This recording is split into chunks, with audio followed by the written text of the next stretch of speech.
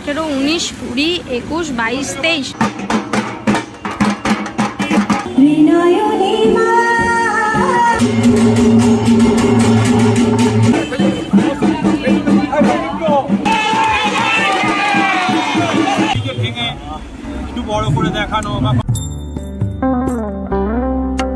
Hello বন্ধুরা, তো কেমন আছো তোমরা সবাই? আমি আজকে চলে এসেছি তোমাদের জন্য আরও একটা নতুন ভিডিও নিয়ে।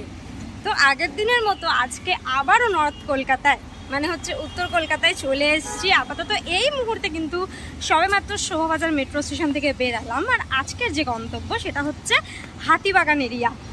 হাতিবাগান এরিয়ার নলিন সরকার স্ট্রিটের কথা আমি বলছি। আজকে মহাবীর জয়ন্তী, সেই শুভক্ষণে কিন্তু হতে চলেছে ওনাদের দুর্গাপুজোর শুভ সূচনা। ওনাদের ব্যানার উন্মোচনের মধ্যে দিয়ে আজকে কিন্তু আমরা জানতে পারবো যে এই বছর 2024-এ নলিন সরকার স্ট্রিট কি চমক দিতে চলেছে। সেজন্য কিন্তু আমি সবেমাত্র নামলাম মেট্রো স্টেশন থেকে। এখন গুটি গুটি পায়ে কিন্তু এগাচ্ছি হাতিবাগানের দিকে। তোমাদের কার কার পছন্দের পুজো নলিন সরকার স্ট্রিট অবশ্যই কমেন্ট করে জানিও। আমার ভীষণ পছন্দের একটা পুজো। চলো এখন গন্তব্যের দিকে এখানে যাও। এসছি সেই চেনা পরিচিত গলির একদম ঠিক সামনে। গলিতে ঢুকবো তার আগে একটুখানি দেখিয়ে দিই, ওই ফুটে রয়েছে এই বছরের ব্যানারটা, যেটা আর কিছুক্ষণ পর, কিছু মুহূর্ত পরেই কিন্তু উন্মোচন হবে। রয়েছে সেই বিশাল বড় ব্যানার, যেটা কিন্তু কিছুক্ষণ পর উন্মোচন হবে। তারপরে আমরা জানতে পারবো যে এবছরের ভাবনা কি রয়েছে। রাস্তার ওইদিকে আর এইদিকে কিন্তু লেখা হয়েছে বৈশাখে আসছি নলিন সরকার স্ট্রিট।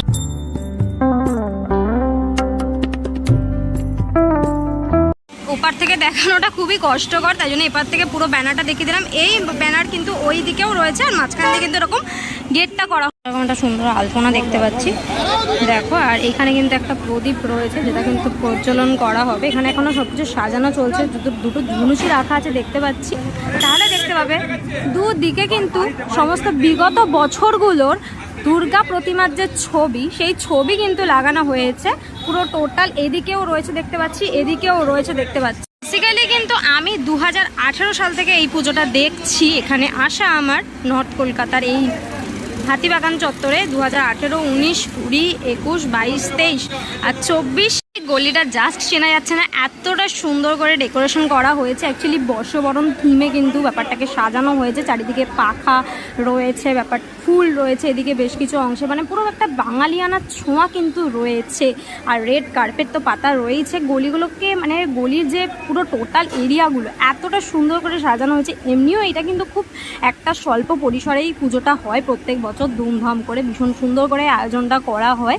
এতটা সুন্দর করে সাজানো, সত্যি দেখে জানা যাচ্ছে না এই আমাদের সেই নলিন সরকার স্ট্রিট। একটা বড় করে স্ক্রিন লাগানো রয়েছে দেখতে পাচ্ছি। আর এই হচ্ছে মেন স্টেজ, যেখানে প্রোগ্রামগুলো হবে, কিছুক্ষণের মধ্যেই শুরু হয়ে যাবে। দেখো এইবার স্টেজটা ফাঁকা হয়েছে, সেই সুযোগে তোমাদেরকে এক ঝলক দেখিয়ে নিচ্ছি কি সুন্দর করে স্টেজটাকে সাজানো হয়েছে। মানে সত্যি এই ছোট্ট পরিসরের মধ্যে এত সুন্দর করে সব কিছু সাজানো গোছানো, অসাধারণ দেখতে লাগছে কিন্তু। গলি মাঝখানের এরিয়াটা পুরো এরকম গোলাকার মতন একটা অংশ করা হয়েছে, যার মাঝখানে কিন্তু লেখা রয়েছে নলিন সরকার স্ট্রিট সর্বজনীন দুর্গোৎসব।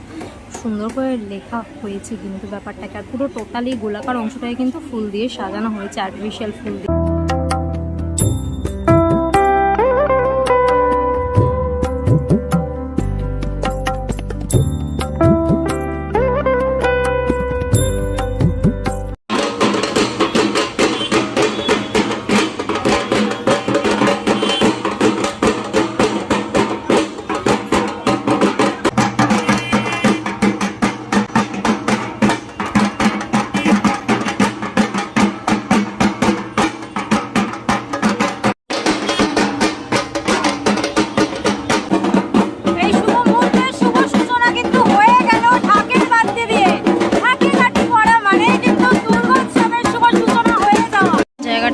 এই যে নিচে যে পট টাইপের জায়গাটা রাখা হয়েছিল, তার মধ্যে কিন্তু ফুল দিয়ে দেখতে পাচ্ছ একদম অরিজিনাল সুন্দর সুন্দর পদ্ম ফুল দিয়ে কিন্তু পুরো জায়গাটাকে সাজানো হচ্ছে জলের উপর।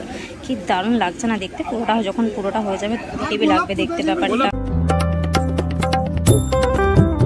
স্টেজে কিন্তু অলরেডি শিল্পী সম্বর্ধনা শুরু হয়ে গেছে দেখতে পাচ্ছ।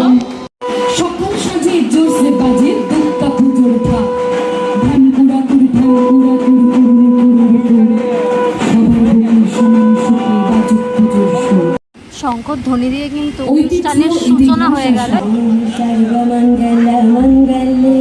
शिवे शर्वत साधके शरण्ये त्र्यंबके गौरी नारायणी नमस्तुते त्रिनयनी मां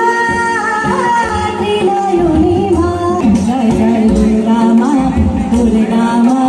তুমি দেবী মা জয় জয় দুর্গা মা তুমি দেবী মা। দুর্গাপুজোর যে ইতিহাস কবে থেকে শুরু হয়েছে অ্যাকচুয়ালি কেউ জানে না, কিন্তু সেই ইতিহাসটা কিছু মুহূর্তের মধ্যে কিন্তু ছোট ছোট ক্লিপসের মাধ্যমে অ্যানিমেশনে অশ্বমেধ যজ্ঞের বিধান না থাকায় সভা পণ্ডিত রমেশ শাস্ত্রীর পরামর্শে তার বিকল্প হিসেবে দুর্গাপুজো করবার সিদ্ধান্ত নেন রাজা উদয় নারায়ণ। সময়টা 1590। কিভাবে দুর্গাপুজো হবে সেই বিধিও লিখে দিয়েছিলেন পণ্ডিত রমেশ শাস্ত্রী। কিন্তু রাজা উদয় নারায়ণের আকস্মিক মৃত্যুতে সেই প্রক্রিয়া থমকে না গেলে বাংলার দুর্গা উৎসব শুরু হয়ে যেত 1590-তে। 1606 সালে উদয় নারায়ণের নাতি রাজা কংসনারায়ণ অবিভক্ত বাংলায় শুরু করেন দুর্গাপুজো। কোথায় সেই পুজো হয়েছিল তা নিয়ে গবেষকদের মধ্যে বিতর্ক থাকলেও রাজা কংসনারায়ণই যে ভারতবর্ষে দুর্গা উৎসবের সূচনা করেছিলেন সে ব্যাপারে কোনো সন্দেহ নেই। দেশের ওই প্রান্তে প্রথম দুর্গাপুজোর প্রচলন করেন। ভিন্ন একটি মতে জানা যায় রাজা কংসনারায়ণ দেশের প্রথম দুর্গা উৎসবে প্রবর্তক হলেও সেই পুজো হয়েছিল এই বঙ্গের নদিয়া জেলায়। কংসনারায়ণ অবিভক্ত ভারতের বুকে যে দুর্গা উৎসবের সূচনা করেছিলেন 431 বছর পর, সেই উৎসব শেষ পর্যন্ত বিশ্বজনীনের মর্যাদা পেল।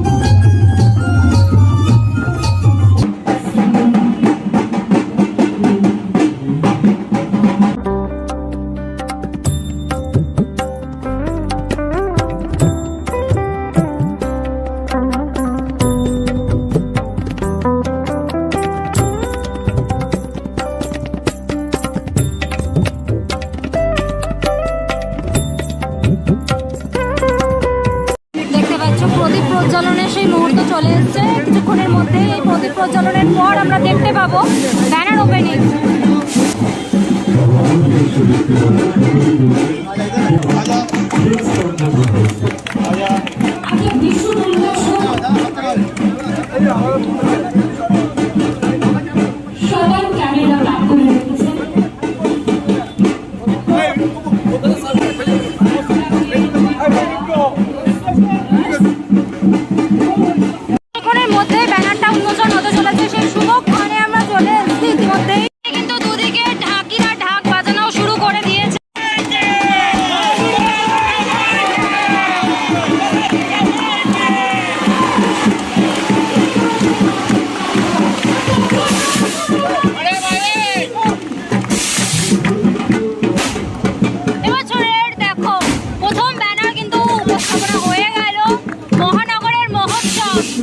এবারে কারিগরি প্রদীপ সিদ্ধার্থ।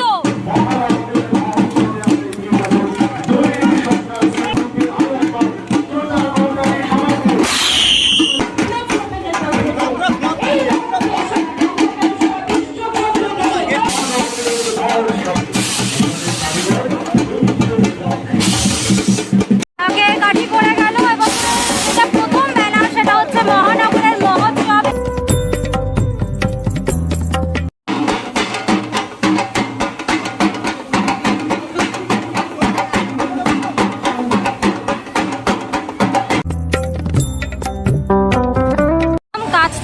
ব্যানারটা জাস্ট দেখিয়ে দিচ্ছি একবার, দেখো বেশ সুন্দর করে একদম সোবারের উপর কিন্তু ব্যানারটা করা হয়েছে। দুর্গোৎসব 2024 মহানগরের মহোৎসবে এবারের কারিগর প্রদীপ্ত সিদ্ধার্থ, নলিন সরকার স্ট্রিট, সর্বজনীন দুর্গোৎসব। এবছর কিন্তু ওনাদের পুজো 92তম বর্ষে পদার্পণ করলো। মানে বুঝতে পারছো কতটা পুরনো পুজো, এটা কতটা প্রাচীন একটা ঐতিহ্যবাহী পুজো। আর কিছু বছরের মধ্যেই কিন্তু সেঞ্চুরি করতে চলেছে নলিন সরকার স্ট্রিটের পুজো। এখন সবে আজকে শুরু হলো, হ্যাঁ, মানে নতুন বছর বাংলা নববর্ষ পড়া মানেই পুজোর ঘন্টা বেজে যায়। সেই অর্থে আজকে সবে উন্মোচন হলো ব্যানার। এটা তো ফার্স্ট আমরা এটা এখন কি কাজ হবে না হবে এটা এখনো অনেকটা বাকি আছে, নিশ্চয়ই হবে, তার তো ভালো কিছুই হবে, চেষ্টা তো করবো। নলিন সরকার স্ট্রিট মানেই উত্তরের একটা নাম করা একটা পুজো কমিটি, যে পুজো কমিটি বহু পুরনো, আর তার মানে সেখান থেকে আমাদের মতো যারা জুনিয়ররা কাজ করে তারা প্রত্যেকেই সাকসেস পায়। এরকম একটা ব্যাপার আছে, সেখানে আমরা খুব ভালো করেই চেষ্টা করবো আমরা সবাই মিলে ভালো কিছু করার। এই মুহূর্তে থিম কি হবে না হবে এটা তো টু আর্লি বলার মতো এখন কিছু নেই, ক্রমশ প্রকাশ।